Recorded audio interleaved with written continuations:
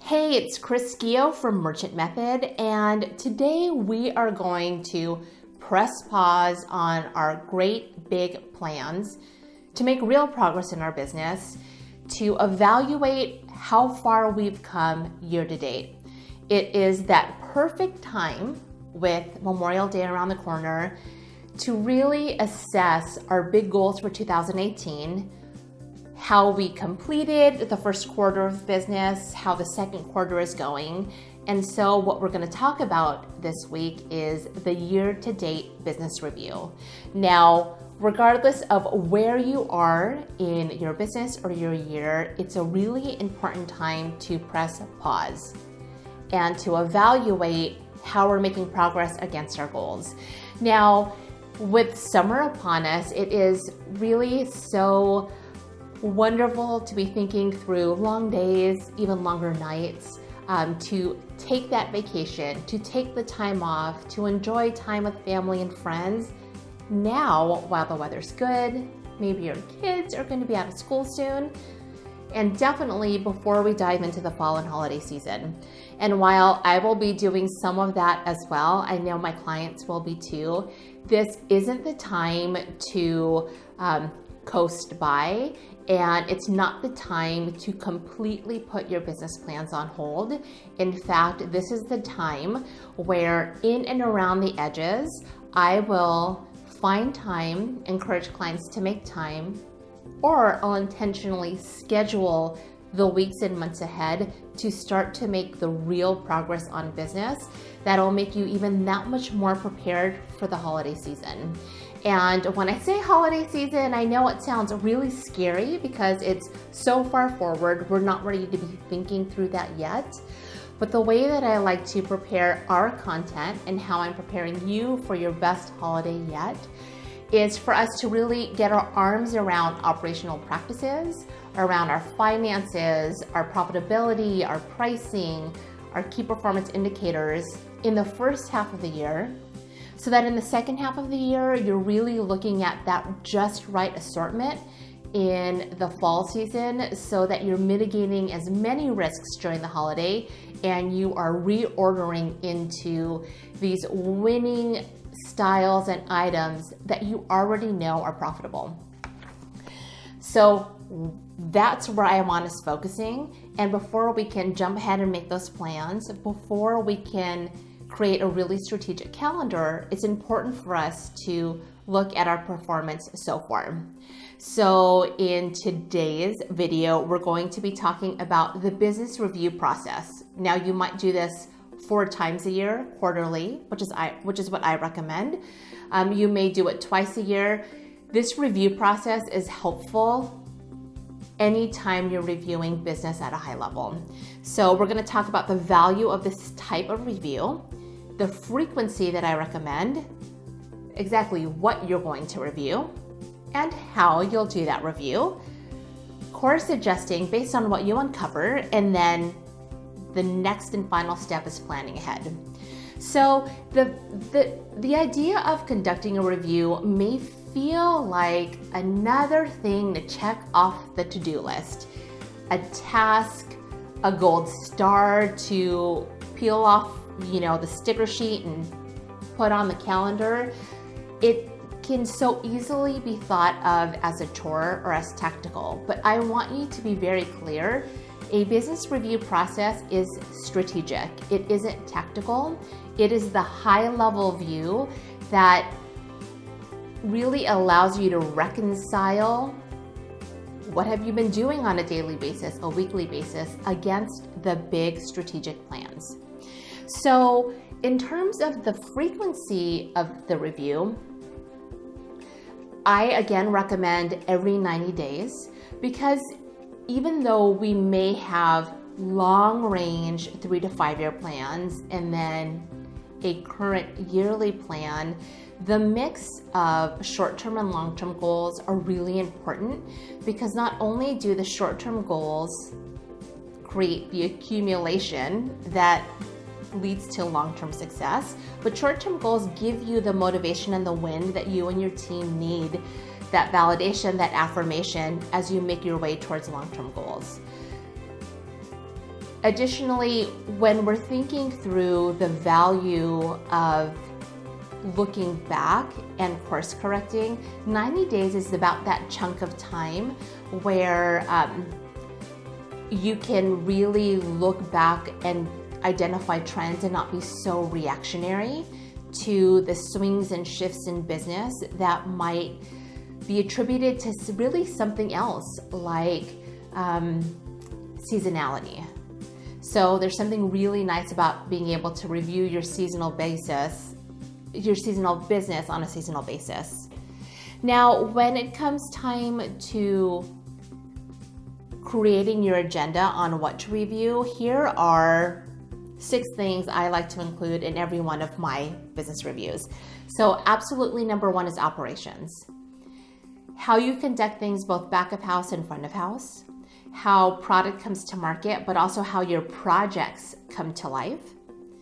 Number 2, I like to review the market in general. What's happening specifically in the industry that you're retailing in? What is coming up? How is your brand with regards to the market as a whole? Number 3, absolutely customer happiness and customer satisfaction. Not only do customers vote with their wallets, and so we can immediately see the level of customer satisfaction based on gross versus net revenue, based on customer return rate, based on loyalty. We can also get information about customer satisfaction on a very qualitative level based on their feedback, based on their engagement with our email marketing and our social, based on anecdotal stories and information from our sales associates. Number 4, product quality. So in addition to looking at those key performance indicators like inventory turn, stock to sales, sell-through, weeks of supply, we can also look at product quality from a vendor perspective. How well did your vendors partner with you? Are there on-time deliveries? Was all the product to the quality in which you thought you would receive when you bought it? Number 4, internal influences, things that impact the business that don't have anything to do with the product, particularly people and your team. What was the level of employee buy-in? How did your hiring go? Your training go?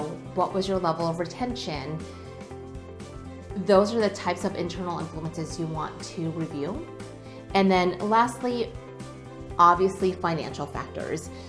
We know as inventory-based businesses, cash flow is the most critical factor in sustaining and creating the business that you want to create. Not only is it important to have a revenue rate that you've planned for, not only is it important for you to have a level of profitability that you need to operate the business, but being able to have access to cash is really important. So those 6 things are what should be included in the review. Operations, market, customer happiness, product quality, internal influences of the business like your team, and then financial factors like cash flow. Now, every time I review in each aspect of these 6 factors, I ask myself 4 really important questions. What did I say I was going to do? Now, being able to reflect back on this during a review process presupposes that you set goals. And if you aren't setting goals across each of these 6 factors, I highly encourage you to, because if you want to make real progress, you need to measure. And in order to measure, you need to have a starting point. So what did I say I was going to do? And then what did I actually do? What were you actually able to complete? Now, from a quantitative perspective, you can look to financial metrics, you can look to other data-driven metrics, and then from a qualitative perspective, you can look to processes, feedback, input from team. So it'll be a mix of both art and science when it comes to answering the question, what did I actually do? Your third question is, what successes do you want to repeat in the future? Because the best that you can get to a rinse and repeat process in your business, it frees you up to focus on other things that might need more attention, that might need enhancing or fixing, or just the pieces of your business that you haven't been able to get to that for you signify real progress or real growth, like new projects. And then what didn't go well. And it's really important to look back on the piece of what didn't go according to plan, because there's a lot as a leader that you can learn from asking those two questions: what went well and what didn't go well. And when you do, I really encourage you to look at it from a really pragmatic perspective and a somewhat depersonalized perspective, because in taking those two questions as learning opportunities in your business, it's not about passing judgment about are you a good leader or not. It's more learning how you set goals, learning how you work towards achieving goals, and how can you change your behavior. Not are you good at what you do or not, but it's about making those really important micro adjustments and leading your business. So hand in hand with these what to review questions, what did you say you were going to do? What did you do? What was successful? What were your key learning opportunities? Some really important things to keep in mind when it comes to how to review. So I would encourage you to invite the right participants, either key leaders in your business, important stakeholders, perhaps employees that have been on the sales floor a lot, really consistently, maybe part of your full-time team. You may or may not decide to invite them, but really capturing a really good, well-rounded group of participants is really important, because it's impossible for one person to remember everything that happened in the business. And if you are the type of leader that doesn't work in the business, you may not have the same level of visibility or insight that could be really important in a business review process. Number two, you absolutely need an agenda, because you want to make sure you are using this opportunity for a well-rounded diagnostic. And without an agenda, you could miss a step or two, particularly if one of these questions or steps is not your favorite thing to investigate. Number three, really focus on what is going to provide you the most return, the most valuable types of things. As we know, not everything in our business is equal. We have higher value things, lower value things, big focus projects, things like that. So when you think through a repetitive rinse and repeat template type of process, feel free to take a linear approach, but if you know there are absolutely a handful of non-negotiables you must review, feel free to focus a little bit more on that than on other things. And then lastly, before you conclude the meeting, make sure that you are being very clear about what the next action steps are. And sometimes that might mean identifying or re-clarifying the action steps, identifying who's responsible for them, and then putting dates on the calendar to make sure that you are following up. Again, the purpose of a business plan is to learn and take action. And if it is just admiring successes and opportunities and not doing anything with them, this can quickly become a tactical exercise and not a strategic one. And we want to make sure that what you're doing is high value. So here's some things that I would recommend avoiding when it comes to how to conduct the review process. And really, the number one thing that's going to be important to remember is that the review process is not a business postmortem. Now, if you're not familiar with that, a business postmortem is like a deep forensic study of every single thing that went right or wrong. A postmortem, a deep dive like that is fantastic for a very specific project or a very specific product line, something that is a much more narrower scope than reviewing the entire business. I want you to be thinking from a global perspective, really looking at the entire forest rather than looking at the trees. A postmortem might be just looking at a small quadrant of a forest and not going up high enough to look at the entire brand. So again, this is not a postmortem. It's not a place for nitpicking and solely focusing on a couple of things. Even though you may decide to focus on high value things throughout your agenda, it's not the time to dive in deep and explore guts of specific projects. That is for another time in another meeting. High value, but not a business review. Not business review appropriate. Number 2, be open to feedback. Really ask meaningful questions of your other participants. Ask yourself meaningful questions. But remember, it's not the time to shield yourself from answers to those questions. Though you may be surprised by the answers, it's not the time to be defensive. Take it in. If you need time, if other people on your team need time, give them due time to process information, but make sure you are following up. And then number 3, get someone to help facilitate. It could be someone on your team or an outside person to facilitate this process.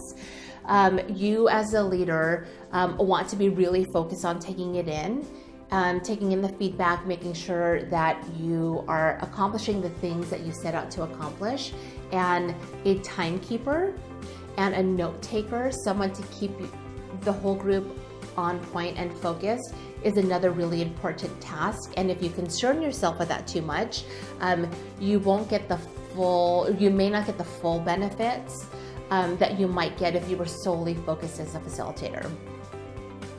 So those are some tips on how to conduct the business review, how to get the most out of your time, and the types of things you might want to avoid. So let's talk about course adjusting. Again, as I mentioned, during the process of review, you are identifying the next action steps, identifying who's responsible, and then really putting those dates on the calendar. When it comes to course adjusting, if you're noticing patterns, if you're noticing trends, if you're noticing common themes that lead to success or common themes that may contribute to missing the mark on goals, those are the types of things that you want to address for course correcting or adjusting, so you can really take advantage of the wins and try and avoid some pitfalls. Now, the way that you would be finding these themes is to be conducting these business reviews with frequency, to be asking those tough questions like, how might we do this differently? Or how can we leverage this opportunity? I like to think of the business review as an opportunity to make our approach to the season even better next year. For example, if we were doing a holiday review, how could I make next holiday better? But how can I make this upcoming spring better?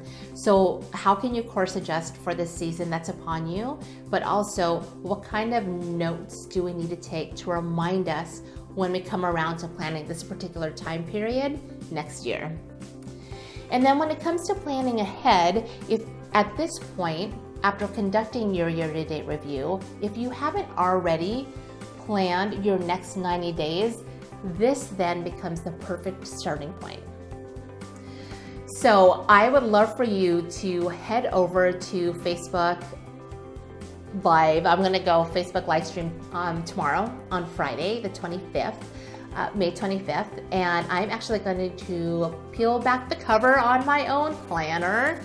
This is my planner. And I am going to share with you some highlights of my own quarterly business review. I do a mid-quarter review.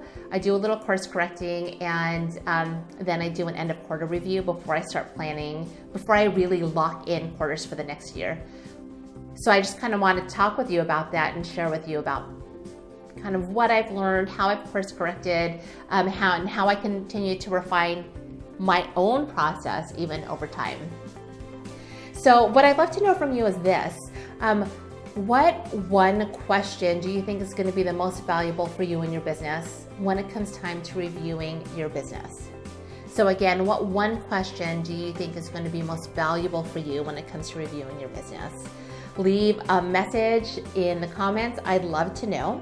And if you aren't already, subscribe to the newsletter. I will send you out really valuable insights once a week related to subjects that I think are really important to you as a retailer or as a maker. And for those of you who opened these emails, you get a little surprise resource bonus a few days after. Usually these bonuses are related to really specific how and implementation. So thank you so much for joining me. Again, I'm Chris Guillo, and until I catch you next time, stay tuned in. Thanks. Bye.